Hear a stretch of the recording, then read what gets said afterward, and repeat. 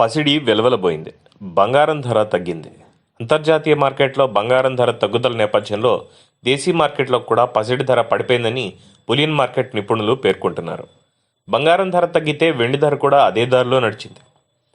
హైదరాబాద్ మార్కెట్లో బంగారం ధర దిగొచ్చింది. సోమవారం 10 గ్రాముల 24 క్యారెట్ల బంగారం ₹400 పడిపోయింది. దీంతో 55,060 రూపాయలకి దిగొచ్చింది. అదే సమయంలో 22 క్యారెట్ల బంగారం ధర కూడా ₹360 క్షీణించింది. దీంతో 10 గ్రాముల బంగారం ధర 50,480కి దిగొచ్చింది. పసిడి ధర పడిపోతే వెండి ధర కూడా ఇదే దారిలో నడిచింది. భారీగానే తగ్గింది. కేజీ వెండి ధర ఏకంగా 700 దిగొచ్చింది. దీంతో ₹67,100కి వెండి ధర క్షీణించింది.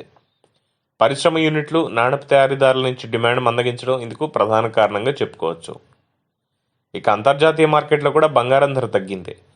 పసిడి ధర ఔన్స్కు 0.39% తగ్గుదలతో $1940 క్షీణించింది.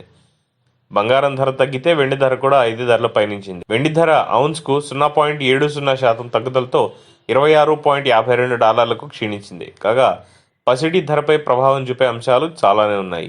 ద్రవ్యోల్బణం, గ్లోబల్ మార్కెట్, పసిడి ధరల్లో మార్పు, కేంద్ర బ్యాంకుల వద్ద ఉన్న బంగారు నిల్వలు, వడ్డీ రేట్లు, జ్యువెలరీ మార్కెట్, భౌగోళిక ఉద్రిక్తతలు, వాణిజ్య యుద్ధాలు వంటి అనేక అంశాలు పసిడి ధరపై ప్రభావం చూపుతాయి.